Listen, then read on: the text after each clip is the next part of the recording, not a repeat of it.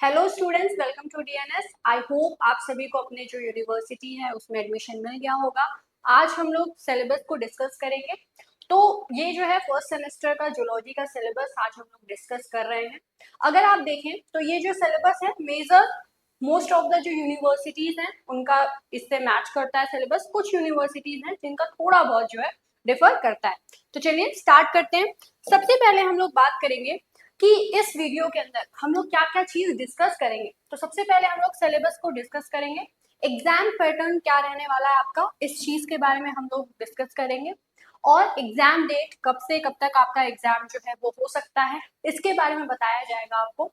और passing marks जो है आपके एग्जाम के वो क्या होंगे, इसके बारे में बताया जाएगा। Mid term end semester exam कैसे आता है, क्या उसके लिए आपकी स्ट्रैटेजी होनी चाहिए, ये सारी चीजें हम लोग पढ़ेंगे। And at last yes of course जो स्ट्रैटेजी है जो कि आपके लिए हेल्पफुल होगी उसके बारे में हम लोग पढ़ेंगे। तो सबसे पहले हम लोग बात करेंगे कि जो आपका एग्जाम पैटर्न है वो किस तरीके का होता है। एग्जाम पैटर्न की अगर हम लोग बात करें तो मोस्ट ऑफ द जो आप जैसे अगर आप देखें ऑड सेमेस्टर्स में, तो ऑड सेमेस्टर में जो है वो रिटन होता है एंड कुछ कुछ यूनिवर्सिटीज में जो है वो एमसीक्यू क्वेश्चन जो है वो पूछे जाते हैं। अगर आप एग्जाम डेट की बात करें तो मोस्ट ऑफ द जो यूनिवर्सिटीज होती हैं उनमें जो एग्जाम है नवंबर से जनवरी के बीच में डिपेंड करता है कि वो हो। कभी किसी यूनिवर्सिटी में या किसी कॉलेज में नवंबर में होता है, कभी किसी में दिसंबर में, या किसी किसी में जो है वो जनवरी में होता है। पासिंग मार्क्स की अगर हम लोग बात करें तो पासिंग मार्क्स जो है वो मैक्सिमम मार्क्स का 33% जो है वो होता है। तो चलिए अब हम लोग थोड़ा सा सिलेबस के बारे में पहले पढ़ लेते हैं, उसके बाद जो है हम लोग बाकी की चीजों को डिस्कस करेंगे। तो अगर आप देखें तो 8 यूनिट जो है वो आपके सिलेबस में आएगा। सबसे पहले अगर यूनिट की बात की जाए तो सबसे पहला जो यूनिट रहेगा वो होता है structure and function of cell organelles 1। इसके अंदर आपको प्लाज्मा मेम्ब्रेन, उसके केमिकल स्ट्रक्चर, फंक्शन, इसके बारे में पढ़ना है। फिर सेल सेल इंटरेक्शन जिसके अंदर कैंप्स के बारे में पढ़ना है, cell adhesion molecule, cellular junctions, ये सब। फिर एंडोमेम्ब्रेनस सिस्टम जिसमें protein sorting, targeting, endocytosis, exocytosis पढ़ना है। देन यूनिट सेकंड में भी आपको structure and function of cell organelles second जो है वो पढ़ना है, जिसके अंदर cytoskeleton, mitochondria and peroxisome and ribosome, इनके स्ट्रक्चर, फंक्शंस, इनके बारे में पढ़ना है। एंड देन जो है यूनिट थर्ड के बारे में अगर हम लोग बात करें तो इसमें आपको न्यूक्लियस से रिलेटेड चीजों को पढ़ना है, जैसे न्यूक्लियस हो गया, उसका स्ट्रक्चर हो गया, मोस्टली यूकैरियोट्स के अंदर, ठीक है, क्योंकि यूकैरियोट्स का ही कॉम्प्लेक्स होता है।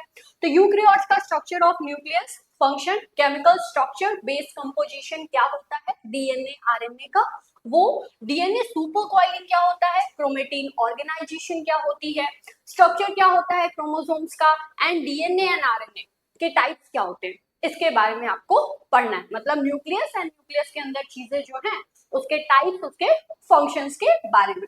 उसके बाद यूनिट नंबर 4 में आप cell cycle, cell division and cell signalling के बारे में पढ़ेंगे, जिसमें सबसे पहले सेल डिवीजन मतलब माइटोसिस, मियोसिस, फिर सेल साइकिल, उसके रेगुलेशन एंड एपोप्टोसिस के बारे में पढ़ेंगे। उसके बाद सिग्नल ट्रांसडक्शन जिसमें आप रिसेप्टर्स के बारे में, सिग्नलिंग के बारे में, ये सब चीजों को पढ़ना है। जिसमें से मेन जो आपको पाथवे पढ़ना है वो है Jack-stat pathway and ji protein linked receptor, ठीक है। तो इस तरह किस तरीके से जी प्रोटीन लिंक्ड सिग्नलिंग होता है, ये सब चीजें आपको पढ़नी है। उसके बाद हम लोग यूनिट नंबर 5 की अगर बात करें तो इसमें जेनेटिक्स के जो टॉपिक्स हैं एंड टर्म्स हैं उनको पढ़ना है, जिसके अंदर आपको मेंडलिज्म क्या है, सेक्स डिटर्मिनेशन क्या है, इसके बारे में पढ़ना है। जिसमें सबसे पहले बेसिक प्रिंसिपल ऑफ हेरिडिटी मतलब मेंडल के जो लॉ थे, मोनोहाइब्रिड, डाइहाइब्रिड क्रॉस क्या होता है, इसके बारे में, कंप्लीट इनकम्प्लीट जो इनहेरिटेंस है, जो कंप्लीट एंड इनकम्प्लीट डोमिनेंस है, उसके बारे में पढ़ना है। पेनिट्रेंस क्या होता है, एक्सप्रेसिविटी क्या होती है, इसके बारे में पढ़ना है। जेनेटिक सेक्स डिटर्मिनेशन जो सिस्टम है, determination in Drosophila and human, ये पढ़ने हैं। And most important sex link characteristics and doses compensation क्या होता है, इसके बारे में पढ़ना है। उसके बाद यूनिट नंबर 6 जिसमें एक्सटेंशन को आपको पढ़ना है कि मतलब मेंडलिज्म तो पढ़ लिए ठीक है, लेकिन मेंडल के बाद भी तो बहुत सारी चीजें पता चली थी ना, और कुछ ऐसी चीजें जो कि मेंडल से समझी, मेंडल के लॉ से समझी नहीं जा रही थी। तो एक्सटेंशन ऑफ मेंडलिज्म पढ़ना है, जीन और इन्वायरमेंट का क्या इफेक्ट होता है, कैसे ये आपस में इंटरेक्ट करते हैं, कैसे ये एक दूसरे पर डिपेंडेंट हैं, ये सारी चीजें पढ़नी है, जिसमें extension of Mendelism, interaction between the sex and the heredity, cytoplasmic inheritance क्या होता है जिसमें कप्पा पार्टिकल्स वगैरह, पैरामीशियम, ये सारी चीजें पढ़ेंगे। जेनेटिक मैटरनल इफेक्ट्स पढ़ना है, जीनोमिक इम्प्रिंटिंग क्या होती है, एंटिसिपेशन क्या होता है, and interaction between the gene and the environment and the environmental effect on the gene expression, inheritance of the continuous characteristics, इसके ऊपर क्या क्या इफेक्ट होता है, क्या क्या इसके फीचर्स हैं, ये सब पढ़ना है। देन यूनिट नंबर 7 जिसमें आपको ह्यूमन क्रोमोसोम एंड पैटर्न जो है इनहेरिटेंस का, उसके बारे में पढ़ना है। ह्यूमन क्रोमोसोम्स की अगर आप बात देखें तो उसमें ह्यूमन कार्योटाइप क्या होता है, कैसे इसे प्रिपेयर किया जाता है, क्या इंफॉर्मेशन मिलता है, ये सारी चीजों को पढ़ना है। क्रोमोसोमल एबनॉर्मलिटी क्या होती है, इसके टाइप्स क्या हैं, इसके वजह से डिजीजेस क्या हो सकते हैं, इसके बारे में पढ़ना है। Most important pedigree analysis and pattern of inheritance जो है, ऑटोसोमल डोमिनेंट, ऑटोसोमल रिसेसिव, फिर x linked recessive, x linked dominant, इनका इनहेरिटेंस का जो पैटर्न है, इनसे जो डिजीजेस होते हैं वो किस तरीके से पेडिग्री में शो होते हैं, इन सब के बारे में पढ़ना है। एंड लास्ट यूनिट जिसमें आपको डिजीजेस के बारे में पढ़ना है, एंड ये डिजीजेस इन्फेक्शियस डिजीजेस होती हैं। तो सबसे पहले आपको पैथोजेनिक जो ऑर्गेनिज्म है जैसे virus, bacteria, fungi, protozoa, worms, इनके बारे में पढ़ना है। एंड देन 3 जो है उनके बारे में आपको मोस्ट इंपॉर्टेंट पढ़ना है, that is trypanosoma, giardia and vaucheria. इनका जो लाइफ साइकिल है वो कैसे होता है, पैथोजेनिसिटी कैसे होता है, कौन सी डिजीज ये कॉज करते हैं, कैसे इससे प्रिवेंशन कराना है, क्या इसके सिम्टम्स हैं, कौन से मेडिसिन जो है इसमें यूज होते हैं, ये सारी चीजें आपको इसके अंदर पढ़नी होंगी। तो आई होप आपको ये सारी चीज जो है वो अच्छे से समझ में आ गई होगी।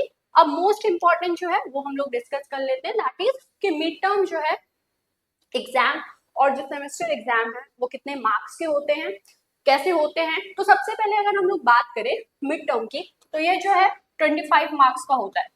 अब ये जो मिड टर्म का जो डिवीजन है मार्क्स का, ये आपके यूनिवर्सिटी के हिसाब से डिपेंड करता है। जैसे अलग अलग यूनिवर्सिटी, अलग अलग कॉलेजेस में ये जो डिवीजन है वो किया गया है।